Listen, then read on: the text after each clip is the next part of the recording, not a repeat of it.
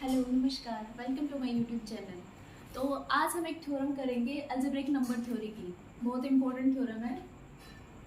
Late alpha 1 alpha 2 up to alpha n be a set of generators for a finitely generated z module m and let n be a सब module.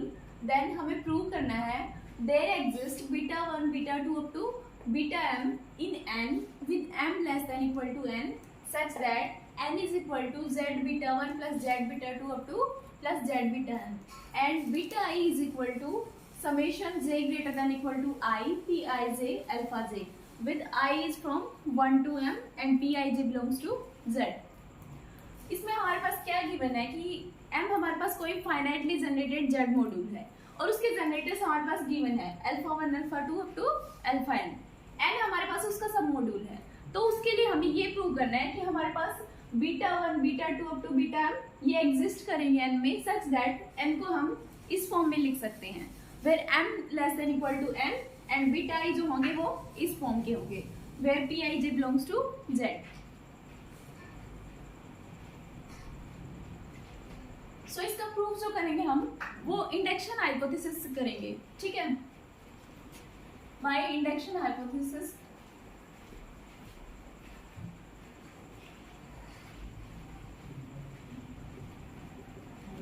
on number of generators of Z module means हमारे पास जो Z module M given है उसके जो number of generators हैं उस पे induction hypothesis से हम इस रिजल्ट को प्रूव करेंगे।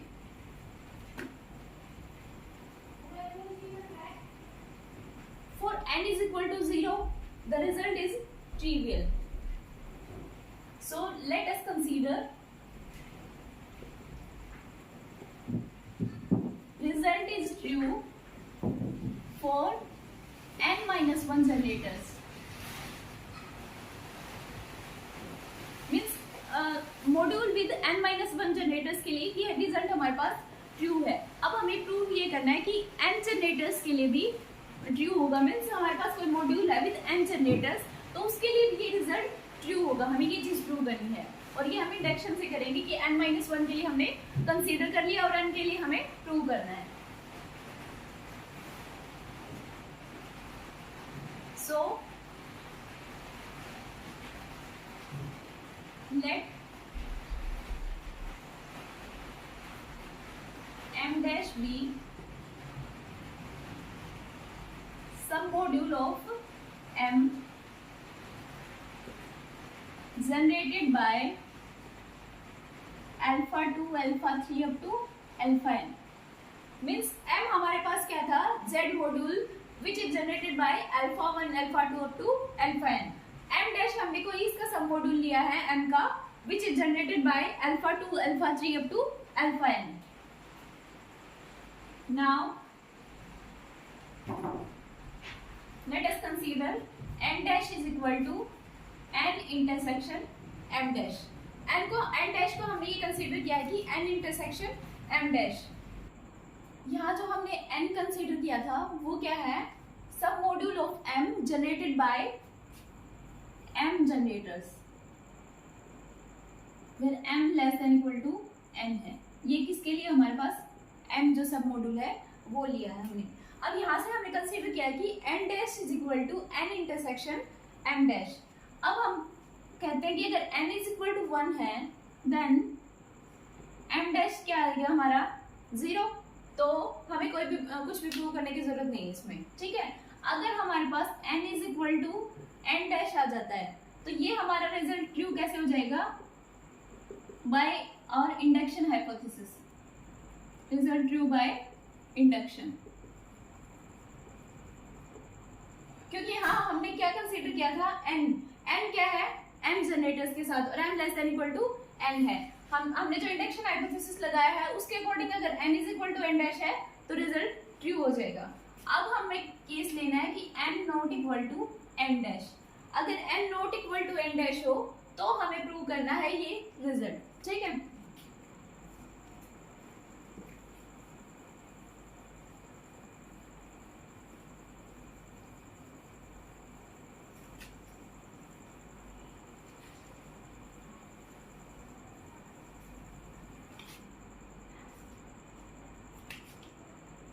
अब हमने एन डैश क्या लिया है, एन इंटरसेक्शन एम डैश, ठीक है।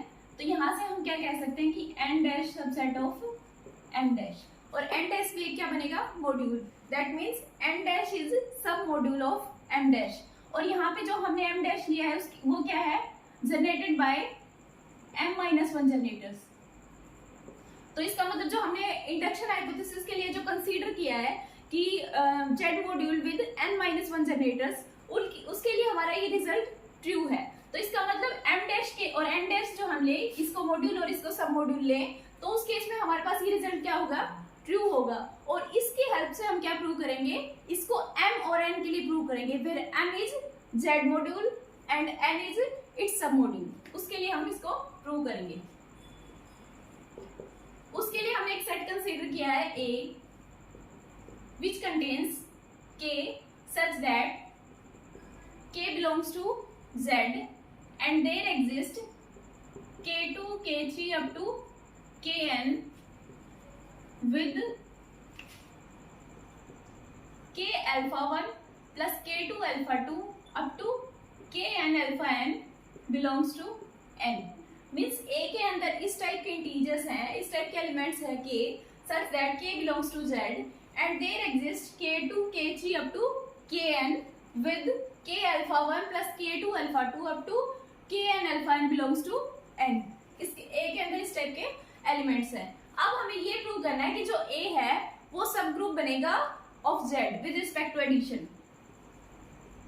मीन्स हमारा ये जो ग्रुप होता है इसका सब ग्रुप बनेगा, हमें ये प्रूव करना है। अब इसको सब ग्रुप प्रूव करने के लिए हम क्या क्या प्रूव करेंगे कि एक तो ये नॉन एम्प्टी हो, दूसरा सब ग्रुप प्रूव करने के लिए हम क्या करते हैं, if a b belongs to a then a minus b belongs to a. अगर ये कंडीशन सेटिस्फाई हो जाती है दैट मीन्स ए इज सब ग्रुप ऑफ जेड। ये कैसे होता है, क्योंकि एडिशन के विद रिस्पेक्ट टू हम ग्रुप कंसीडर कर रहे हैं जेड को, तो ए और साथ में उसका क्या आ गया, additive inverse, that should belong to a. इसके लिए हमने दो एलिमेंट कंसीडर किए हैं। सॉरी, इससे पहले हम क्या करेंगे, इसको नॉन एम्प्टी प्रूव करेंगे। नॉन एम्प्टी प्रूव करने के लिए क्या है, देखो n जो है वो सब मॉड्यूल है हमारे पास m का, तो 0 बिलोंग्स टू n आएगा।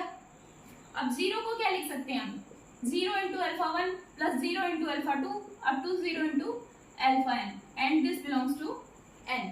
अब यहाँ से देखो ये जो एलिमेंट है ये a की प्रॉपर्टी को सेटिस्फाई कर रहा है। उसके अंदर क्या था कि हमारे पास k2 k3 kn ऐसे एग्जिस्ट करेंगे इंटीजर्स सच दैट ये सारे भी किससे बिलोंग करते हैं, z से, ठीक है। तो हमारे पास क्या आएगा कि ऐसा इंटीजर एग्जिस्ट करेंगे k2 k3 up to kn, तो वो इंटीजर्स क्या आ जाएंगे, ये सारे 0 such that 0 into alpha 1 up to this condition जो हमारी है वो सेटिस्फाई हो रही है। दैट मीन्स यहाँ से हम कह सकते हैं कि this element will belong to a, तो 0 belongs to a, that means a not equal to 5, a is non empty. अब हम प्रूव कर लेंगे कि a और b बिलोंग्स टू a हैं, तो हमें प्रूव करना है कि a minus b belongs to a। अगर वो प्रूव हो जाता है दैट मीन्स a इज सब group of z। Now let us consider a belongs to a। अगर a में बिलोंग करता है दैट मीन्स हमारे पास इस टाइप के इंटीजर्स आएंगे n-1 सच दैट ये प्रॉपर्टी सेटिस्फाई होगी। तो वो हमने क्या कह दिया, if a belongs to a then there exists a2 a3 up to an belongs to z with a alpha 1 plus a2 alpha 2 up to an alpha n belongs to n, ठीक है। Similarly b belongs to a then there exists b2 b3 up to bn such that b alpha 1 plus b2 alpha 2 up to bn alpha n belongs to n, ठीक है। तो ये हमारे a belongs to a से आ गया, ये b belongs to a से आ गया। अब हम इसमें से इसको सब्ट्रैक्ट करते हैं, तो क्या बनेगा हमारा a minus B alpha 1 plus a2 minus b2 alpha 2 plus an minus bn alpha n, ये आएगा हमारा। अब ये देखो ये बिलोंग्स टू क्या होगा, n, बिकॉज ये n से बिलोंग करता है, ये n से बिलोंग करता है, तो इनको सब्ट्रैक्ट करेंगे तो वो भी n से बिलोंग करेगा।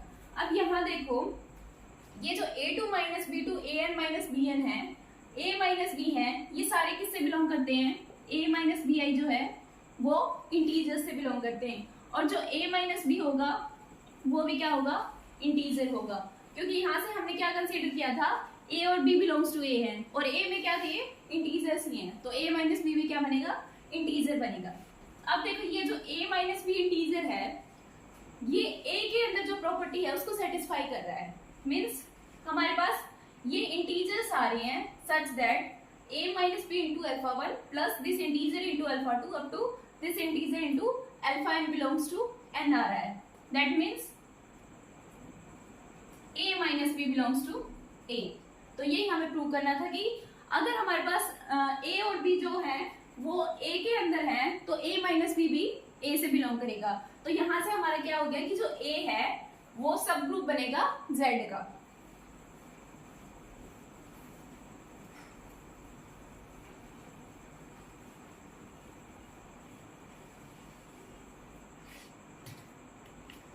That means A is subgroup of Z। अब Z हमारे पास क्या है?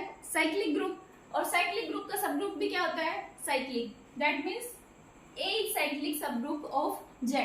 सो अगर A साइक्लिक है that means we can consider it generated by P11। Means ये इस फॉर्म का होगा, A is equal to P11 into Z। Now let beta 1 is equal to P11 alpha 1 plus P12 alpha 2 up to P1n alpha n, where P1i belongs to Z for all I is equal to 1 to up to n।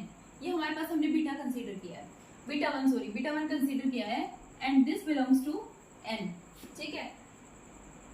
Now if alpha belongs to n, अगर हम कोई alpha belongs to n consider कर रहे हैं तो उसको किस तरह से लिखेंगे?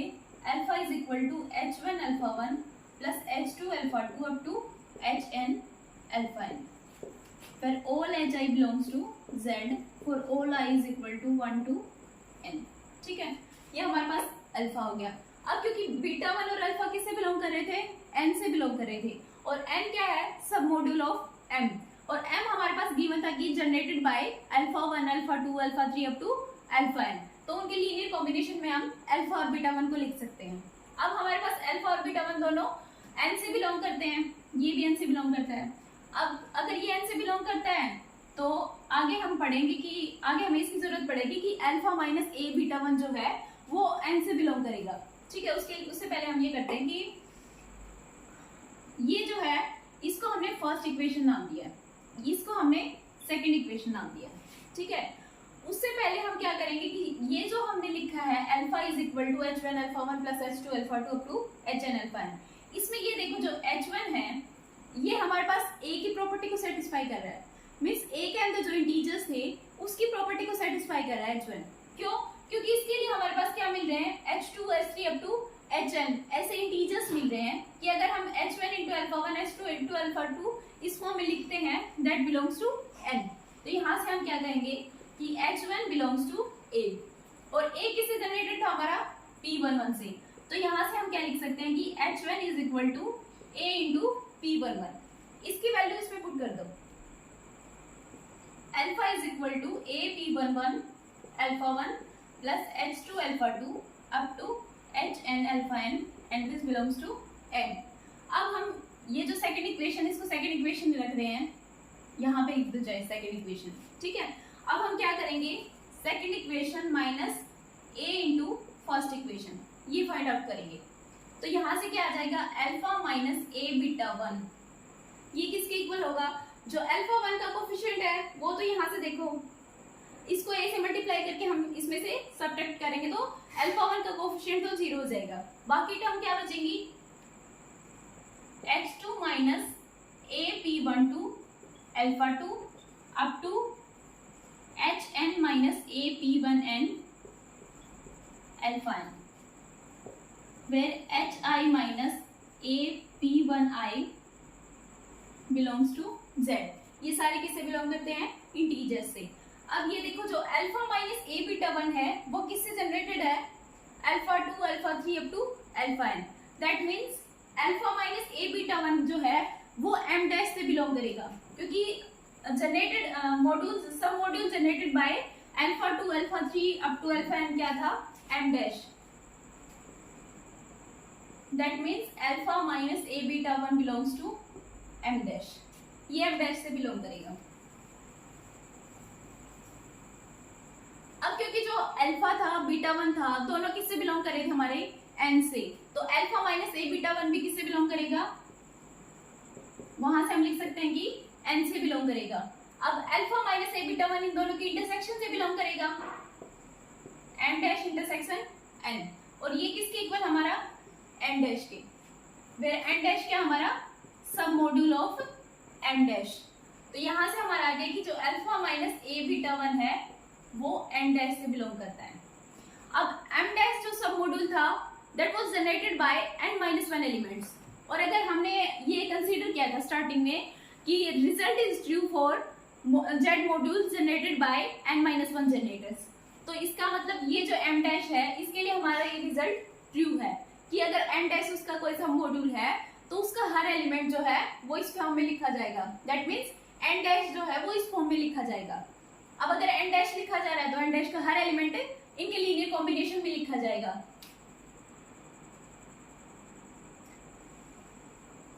मीन्स m डैश जो था उसके जनरेटर क्या थे हमारे पास? Alpha 2 up to alpha n। ठीक है, तो इसके देन n डैश के अंदर हमारे पास क्या एग्जिस्ट करेगा? Beta 2 beta 3 up to beta m, such that every element of n dash क्या होगा?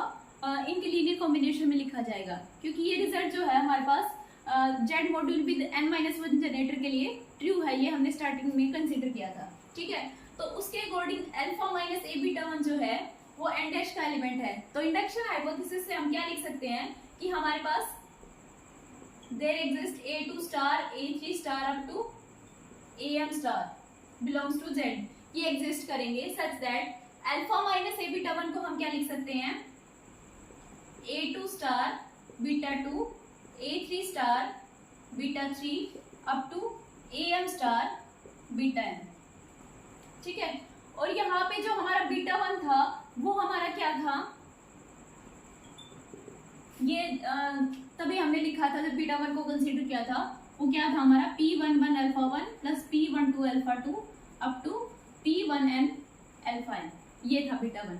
तो यहाँ से बीटा 1 इस फॉर्म का है, तो similarly beta 2 beta 3 up to beta m इस फॉर्म के होंगे, सच दैट ये जो ai स्टार है दैट बिलोंग टू z।